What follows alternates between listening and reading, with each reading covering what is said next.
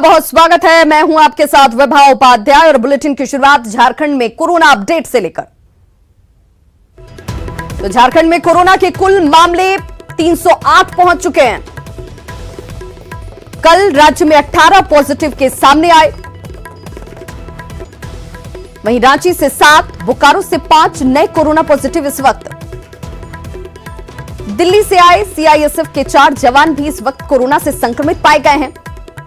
झारखंड में 12.2 दिन में दोगुने हो रहे हैं कोरोना पॉजिटिव मरीज। पलामू में 7 मरीज स्वस्थ हुए हैं। कोई पॉजिटिव केस अब पलामू में नहीं है।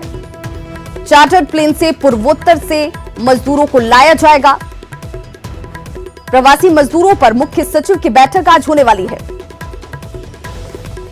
वहीं रेल यात्रा के लिए रांची में 4 काउंटर खोले गए हैं। मैट्रिक और इंटर की कॉपियों की जांच शुरू होगी। और ऐसे में इन तमाम अपडेटों के साथ हम अपने दर्शकों को बता दें कि घर में रहना, सुरक्षित रहना और कोरोना को हराने का सोशल डिस्टेंसिंग का पालन करना सबसे जरूरी। कांग्रेस अध्यक्ष सोनिया गांधी आज मुख्यमंत्री हेमंत सोरेन से वीडियो कॉन्फ्रेंसिंग के जरिए बात करने वाली हैं। दोपहर 3 बजे से होने वाले इस वीसी में अन्य राज्यों के गैर भाजपाई दलों के नेता भी शामिल होंगे। प्रदेश कांग्रेस के कार्यकारी अध्यक्ष राजेश ठाकुर ने कहा कि इस वीडियो कॉन्फ्रेंसिंग में कोरोना काल में प्रवासी मजदूरों की परेशानी और इसके समाधान पर चर्चा की जाएगी। पीए के सभी दलों के नेताओं के साथ बातचीत है। लगातार आदरणीय श्रीमती सोनिया गांधी प्रवासी मजदूरों को लेकर चिंतित हैं कोविड-19 के दौर में, और इस नाते वो आज सभी राज्य के जो यूपीए के बड़े नेता हैं उनसे बात करेंगी। उसमें हमारे यहाँ से झारखंड से आदरणीय हेमंत सोरेन जी वीडियो कॉन्फ्रेंसिंग पे होंगे। हम समझते हैं कि इस बातचीत के बाद जो प्रवासी मजदूरों की परेशानी है उसको कम करने में कुछ न कुछ सहायता जरूर मिलेगी। वहीं धनबाद के बागमारा में बनाए गए क्वारंटीन सेंटर में प्रवासी मजदूरों ने जमकर हंगामा किया। वे बेहतर सुविधा और खाने की मांग पर कर रहे थे। प्रवासी मजदूरों ने हंगामे के साथ ही पिछले 3 दिनों से लगातार नाश्ते में मिल रहे चूड़ा को भी फेंक दिया। हंगामे के दौरान अव्यवस्था का आलम नजर आया। आपको बता दें कि धनबाद के बागमारा में बने इस क्वारंटीन सेंटर में 76 प्रवासी मजदूर रह रहे हैं। स्वास्थ्य जांच के बाद जिला प्रशासन ने इन्हें यहां क्वारंटीन किया है और 3 दिनों से इन्हें नाश्ते में केवल सूखा चूड़ा दिया जा रहा था, जिसके बाद आज इनका ये गुस्सा सामने आया। सरकार कोई ध्यान नहीं दे रहा सर। इससे अच्छा जहां से हम आ रहे हैं, नागपुर से आए सर, वहाँ का सरकार खाना पीना, गाड़ी घोड़ा हर चीज दिया। कदम कदम में खाना पीना मिल रहा। हमारा झारखंड क्या मिला? खाने में चावल, दाल, रोटी, जो भी पूड़ी कचौड़ी जो भी है, फल फ्रूट सब चीज मिल रहा है रास्ते में। हमारा सरकार एक भी पैसा नहीं इसमें ध्यान दे रहा है। कल से लाके चूड़ा दे रहा। चूड़ा बिन पानी पीना कैसे खाएगा सर? मेडिकल भी नहीं हो रहा है। और मेडिकल भी नहीं हो रहा सर। तो व्यवस्थाओं की कमी को लेकर आक्रोश आज सड़कों पर सामने नजर आया। लॉकडाउन में होम क्वारंटीन किए गए लोग कैसे नियम कानून का माहौल उड़ा रहे हैं, उसकी बानगी गोड्डा के नवाडीह गांव में देखने को मिली। होम क्वारंटीन किए गए 2 युवक शराब पीकर गांव में घूमते नजर आए। मीडिया कर्मियों ने जब इन लोगों का वीडियो बनाना शुरू किया तो ये लोग मीडिया कर्मियों से हाथापाई पर उतर गए। वहीं गांव वालों के साथ भी इन लोगों ने गाली गलौज की। अब सवाल है कि अगर इनकी वजह से कोरोना का संक्रमण बढ़ा तो इसके लिए जिम्मेदार कौन होगा? वहीं प्रशासन की लापरवाही पर भी कई तरह के सवाल इस वक्त उठ रहे हैं।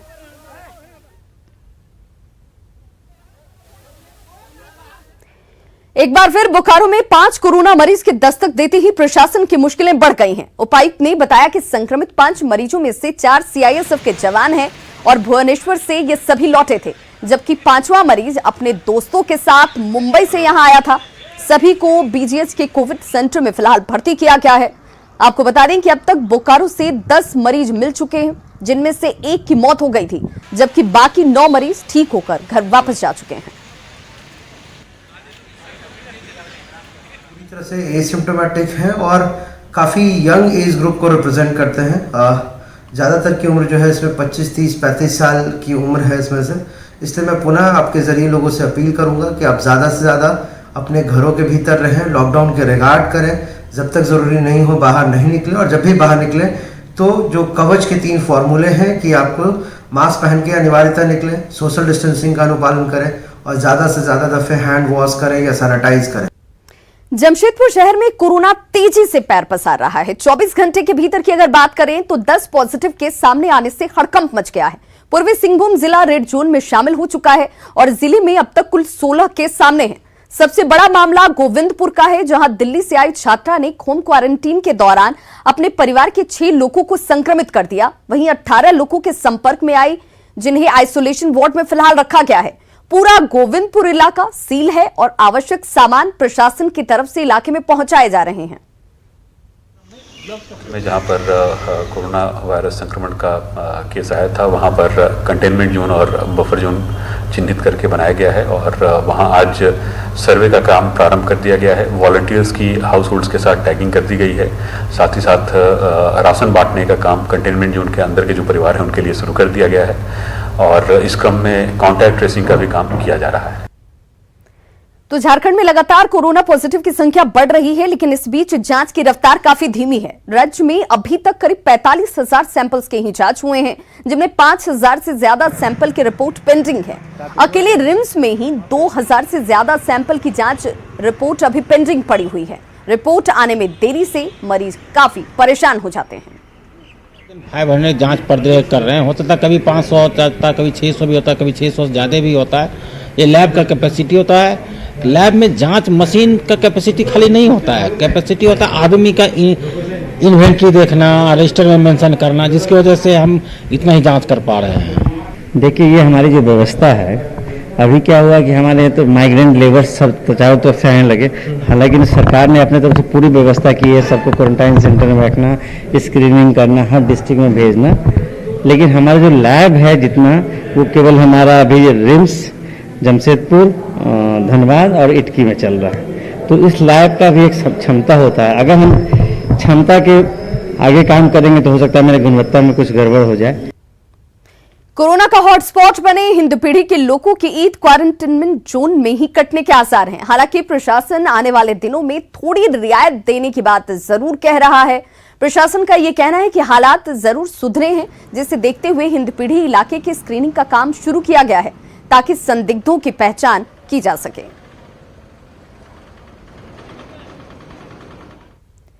लॉकडाउन में प्रवासी मजदूरों की आर्थिक सहायता के लिए एक योजना की शुरुआत की गई थी।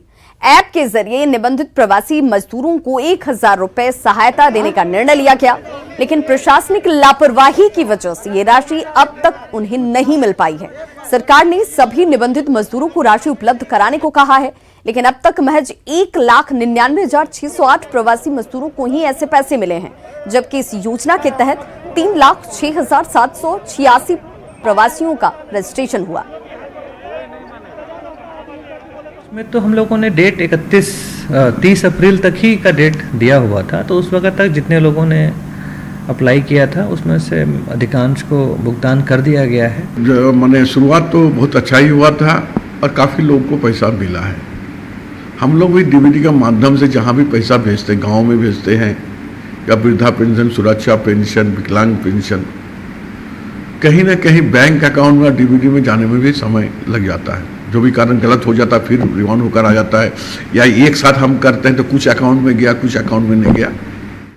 कोरोना काल में औद्योगिक नगरी जमशेदपुर की तस्वीर भी कुछ बदली सी नजर आ रही है। अनगिनत फैक्ट्रियों के शोर से जागने वाला यह शहर आज मजदूरों के लौटते कदमों को देख रहा है।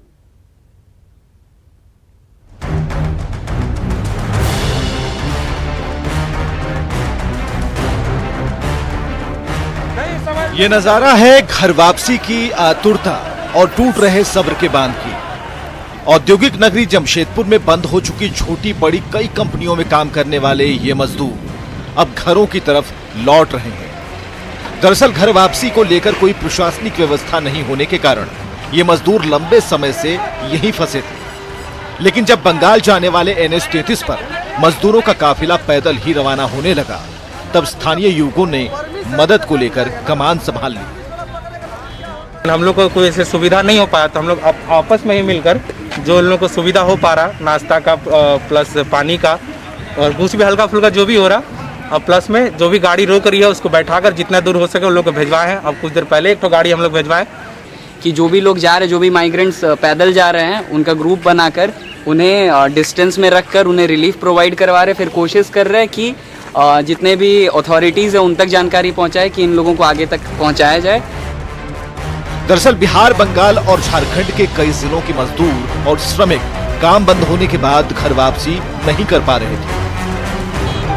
इन्हें लेकर स्थानीय विधायक सरयू राय अपने स्तर से ट्विटर पर प्रयास भी कर रहे थे। उधर झारखंड सरकार की कोशिशों के बाद भी बंगाल सरकार ने अपनी सीमा को बंद कर दिया था, जिससे मुश्किलें बढ़ गई थी। नीतीश कुमार बोलता है कि यहाँ पर है उसी जगह रहो, कि एक हजार रुपया देगा, तुम लोग खाओ पियो, तो ये 1,000 रुपया में एक महीना चल थोड़े पाएगा। ये सभी के सभी भारतवासी हैं और नागरिक तो भारत के हैं, इसलिए भारत की सरकार को भी चाहिए कि जो जहाँ है, कोई सड़क पर है उसको सड़क पर, और कहीं आज भी दूसरे राज्य में वो फंसा हुआ है तो वहाँ सहायता का प्रबंध कराए। मजदूरों की इस दौड़ती भीड़ में कुछ अपनी सेबें खाली कर ट्रकों पर सफर कर रहे हैं, तो कुछ को दूसरे राज्य की सीमा तक ये सुविधा मिली है। लेकिन ये तय है कि घर वापसी पैदल यात्रा से ही मुकम्मल होगी। बहरहाल मजदूरों की घर वापसी और उनके लौटते कदमों से उड़ती धूल में हजार सवाल हैं और बेइंतहा दर्द भी। न्यूज़ 18 के लिए जमशेदपुर से आशीष कुमार तिवारी की रिपोर्ट। आज से रेलवे ने आरक्षित टिकटों के लिए बुकिंग काउंटर की शुरुआत की है। दक्षिण पूर्व रेलवे के अधीन रांची में 2, हटिया और मुरी जंक्शन पर एक काउंटर खोले गए हैं। 2 महीने के बाद रेलवे स्टेशन पर खुले आरक्षण काउंटर पर सोशल डिस्टेंसिंग का पालन करने के लिए व्यवस्थाएं की गई हैं। साथ ही काउंटर को सैनिटाइज कर यात्रियों को केवल कंफर्म टिकट देने की कोशिश जारी है। सुबह 7:30 बजे से ही तो स्टाफ आ गए हैं। 2 शिफ्ट में चलेगी, 2 काउंटर चलेगी और सोशल डिस्टेंस तो मेंटेन करके चलना ही पड़ेगा। देखिए वहाँ पर जो दागी लगा हुआ है वही दागी के हिसाब से पैसेंजर को खड़ा होना है। एक एक करके काउंटर का सामने में आएंगे, टिकट लेंगे। मिनिमम तो 3 घंटा पहले ही सारे पैसेंजर को आ जाना पड़ेगा। उसके बाद चेकिंग होगा सारे पैसेंजर का। आज जिनका पास कंफर्म टिकट होंगे सिर्फ वही जर्नी कर पाएंगे, क्योंकि सोशल डिस्टेंस का भी एक तो दिखा जा रहा है यहाँ पर कि अननेसेसरी अनहैज़र्ड पोजीशन ना आए, तो इसका चलते कंफर्म टिकट मस्ट।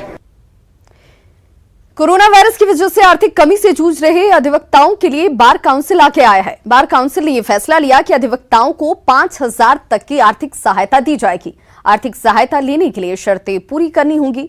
शर्तों के मुताबिक जिस आवेदन करने वाले अधिवक्ता के खाते में 15 मार्च 2020 तक 50,000 रुपए से कम रुपए जमा थे, उन्हें ही ये सहायता दी जाएगी। इसके अलावा वो Jharkhand advocate welfare fund trustee committee के सदस्य हों, स्टेट बार काउंसिल से इनरोल हों, सक्रिय प्रैक्टिशनर हों और आय का कोई दूसरा स्रोत उनके पास न हो। बता दें कि झारखंड में करीब 30,000 अधिवक्ता आर्थिक संकट से इस वक्त जूझ रहे हैं। भी आ गए हैं, वो फॉर्म को स्क्रूटनाइज करके bar council of India committee के जो वेलफेयर कमेटी है वो स्क्रूटनाइज करेंगी, हाँ, और करके फिर जैसे उसमें फाइनेंशियल बेनिफिट्स जो होगा वो लॉयर लोग को जाएगा।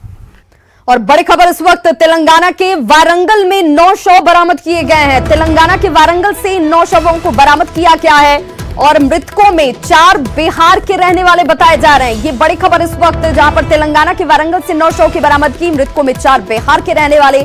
कुएं से इन सभी शवों को बरामद किया गया है। 4 शव बिहार के रहने वाले। इन मृतकों में 4 लोग जो बताया जा रहा है कि बिहार से संबंध रखते हैं, ताल्लुक रखते हैं। इन मृतकों में एक बच्चा और एक महिला भी शामिल है। आपको बताते चलें कि इन बरामद शवों में 2 लोग बिहार से बताए जा रहे हैं, बाकी सभी बंगाल से ताल्लुक रखते हैं। मृतकों में एक बच्चा और महिला भी शामिल है और फिलहाल पुलिस जो है इस मामले की जांच में जुटी हुई है और संदिग्ध मौत का ये पूरा मामला इस वक्त लोगों को हैरान और परेशान कर रहा है। लॉकडाउन के बाद जूट मिल बंद था और शव की बरामदगी ने खुद कई सवालों को इस वक्त खड़ा कर दिया है। सहयोगी संजय तिवारी हमारे साथ इस वक्त हैदराबाद से फोन लाइन पर जुड़ चुके हैं। संजय, क्या जानकारी मिल रही है? आखिर ये सभी शख्स कुएं से इनकी शव की बरामदगी, ये सभी कहां से ताल्लुक रखते हैं? क्या जानकारी आधिकारिक तौर पर?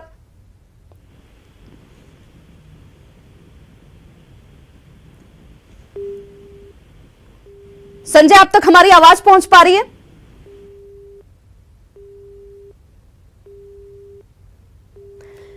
संजय, अगर आप तक हमारी आवाज पहुंच पा रही है तो मेरा ये सवाल आपसे कि क्या जानकारी पुलिस अपनी तरफ से दे रही है इन 9 लोगों के मौत के पीछे की वजह?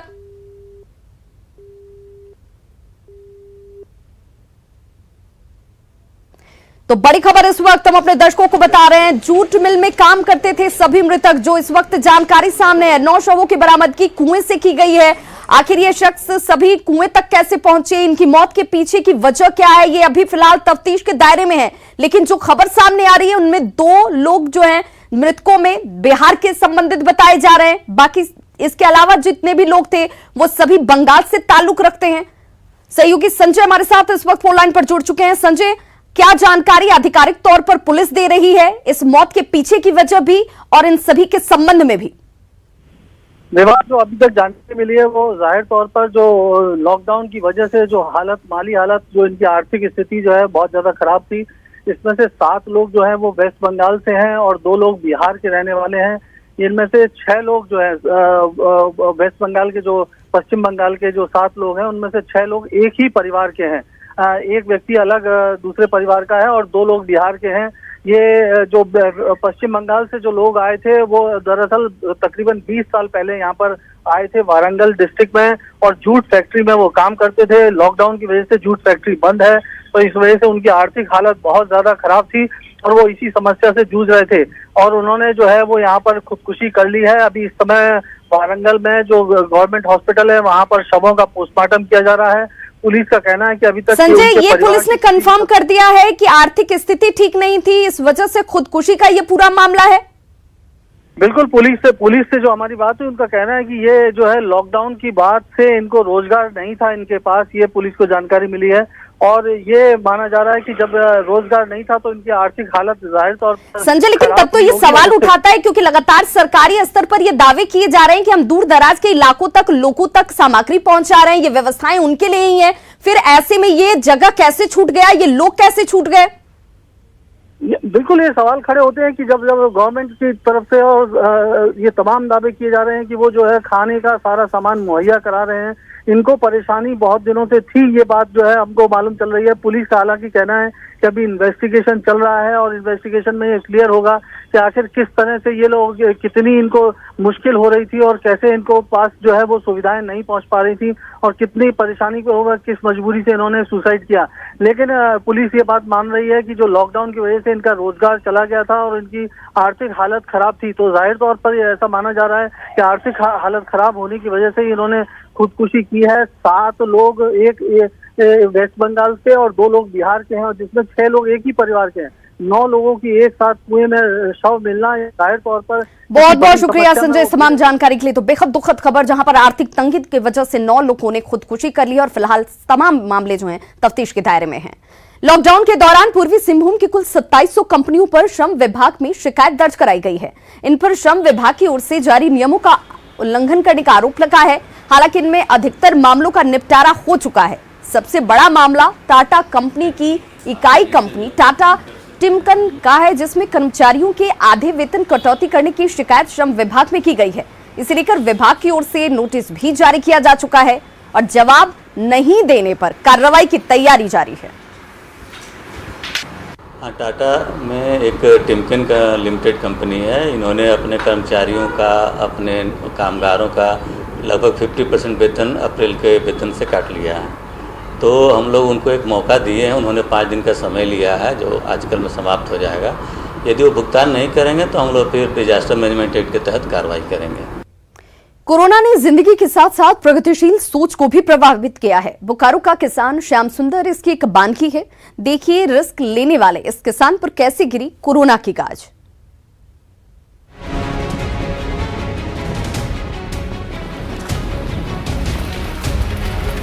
कोरोना इफेक्ट को बोकारो का प्रगतिशील किसान श्याम सुंदर दास बेचारगी के साथ महसूस कर रहा है।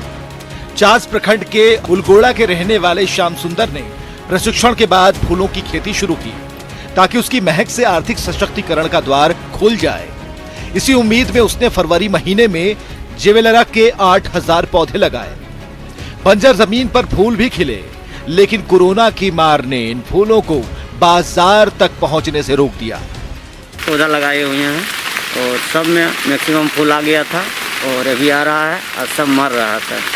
लॉकडाउन में कहीं हम बेच नहीं पा रहे हैं। फूलों की खेती को लेकर श्याम सुंदर को अपने परिवार के साथ साथ ग्रामीणों का भी विरोध झेलना पड़ा। बंजर जमीनों तक पानी पहुंचाने से पहले अपना पसीना बहाना पड़ा, लेकिन जब बारी फूलों को तोड़ने की आई तो बाजार ही श्याम सुंदर से रूठ गया। जो नुकसान हुआ है, हम चैम्बर की तरफ से जो है जिला प्रशासन और सरकार का ध्यान आकृष्ट करेंगे कि जो इनका नुकसान हुआ है उसकी भरपाई वो करने की कोशिश करें। जिला कृषि पदाधिकारी को उन्होंने निर्देशित भी कर रहे हैं कि एक बार पर्सनली साइट को विजिट करें और जिला प्रशासन की तरफ से जो कुछ होगा मैं खुद जो है 2 से 3 दिनों के भीतर इस व्यक्ति से मिलकर सुनिश्चित करूंगा कि हम लोग क्या कुछ और एडिशन कर सकते हैं। हालांकि नुकसान के बावजूद बतौर किसान श्याम सुंदर ने दूसरे युवा किसानों के लिए एक मिसाल जरूर पेश की, लेकिन फिलहाल उसे खुद सरकारी मदद की दरकार है। इस युवा किसान को पता है कि फूलों का बाजार भले आज नीचा हो, लेकिन उसकी मेहनत के बाजार का भविष्य उज्जवल है। न्यूज़ 18 के लिए बोकारो से ज्ञानेंदु की रिपोर्ट। धनबाद के जोड़ा पोखर में एक बेहोश व्यक्ति की इलाज समय पर नहीं होने की वजह से मौत हो गई। भागा स्टेशन के पास की ये घटना है और परिजनों का ये कहना है कि अगर जानकारी मिलने के बाद पुलिस और स्थानीय लोग सहयोग करते तो उसकी जान बचाई जा सकती थी। मृतक का नाम शमशेर अंसारी था और वे दवा लेने के लिए घर से निकले थे। इसी दौरान बेहोश होकर गिर गए। हालांकि कोरोना की वजह से स्थानीय लोग भी मदद करने से बचते नजर आए।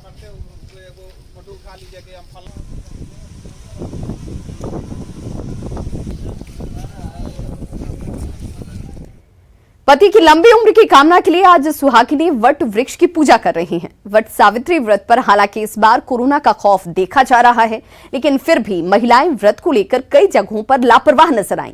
आपको हम तस्वीरें दिखा रहे हैं। इन 6 तस्वीरों में आपको वट सावित्री व्रत पूजा की तस्वीरें, उसकी खूबसूरती नजर आ रही है, लेकिन कई जगहों पर सोशल डिस्टेंसिंग की धज्जियां उड़ाई गईं। दुमका, गढ़वा, चतरा, बोकारो, सिमडेगा और धनबाद की तस्वीरें हैं जहां पर महिलाओं ने वट वृक्ष की पूजा की, सदा सुहागिन रहने का आशीर्वाद मांगा। नाते चलने में ना थकते हुए इसे कहा है सावित्री।